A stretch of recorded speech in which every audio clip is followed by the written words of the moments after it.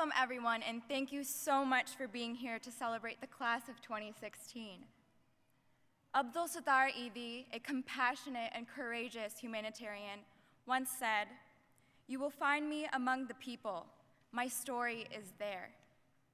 My name is Mahnoor Hussain, and you will find my story here at American University. Log kya kahenge? In the South Asian community, when someone dreams of possibilities beyond the status quo, friends and family instantly begin to whisper, "Log kya kahenge?" A phrase in Urdu that means, "What will the community say?" As soon as this phrase is uttered, a seed of doubt is planted, and the fear of failure and the fear of what others may think is planted. As a young Pakistani Muslim, first-generation immigrant, and college student here at American University, I have experienced my fair share of log kya kahenge.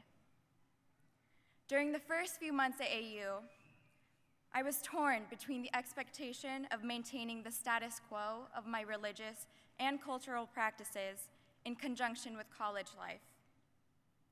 Prior to making any decision, I thought to myself, what will people say?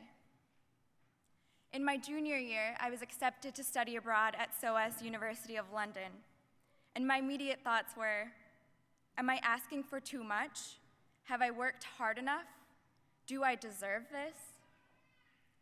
Many of us who have the burden of proving to our family and friends fear failure and are constantly working to prove, not only to others, but to ourselves, that we are capable of achieving success. And as women, we are taught to shrink inwards so that we are softer, smaller, less obtrusive. How many times have we said sorry for speaking out on issues that we are passionate about? How many times have we rationalized that we just did not work hard enough for something or that we did not deserve it? We sometimes find ourselves unable to find the courage to demand to be seen and to be recognized.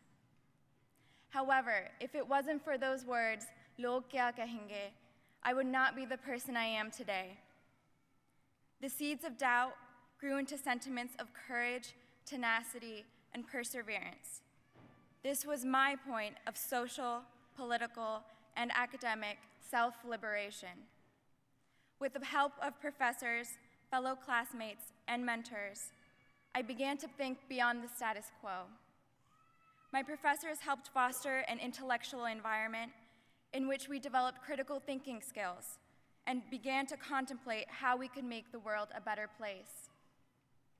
These nagging seeds of doubt helped me to grow and reclaim my space, my identity, and in this process, I forged enriching bonds with AU faculty and students.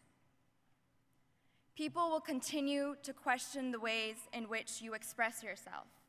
You are too passionate, you are too loud, you are too emotional. Your existence is disobedience. Your voice is questioned. But I urge the community to continue to uplift and support marginalized voices in society, politics, and academics, unwaveringly and wholeheartedly.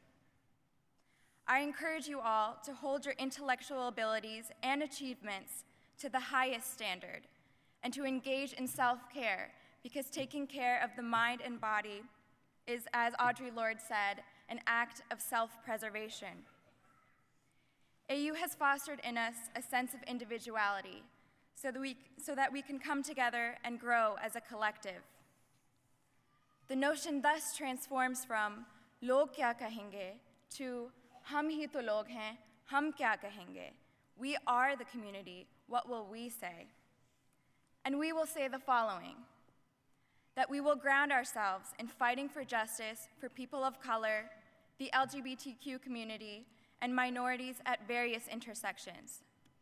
We will say that Black lives matter, and that we will ask ourselves in our day-to-day lives, is this action helping to uplift all communities and not just one? Finally, we will live by the words of Audre Lorde, who said, I want to live the rest of my life, however long or short, with as much sweetness as I can decently manage, loving all the people I love and doing as much as I can of the work I still have to do. Hum hi to log hain, hum ye kahenge. We are the community, and that is what we will say.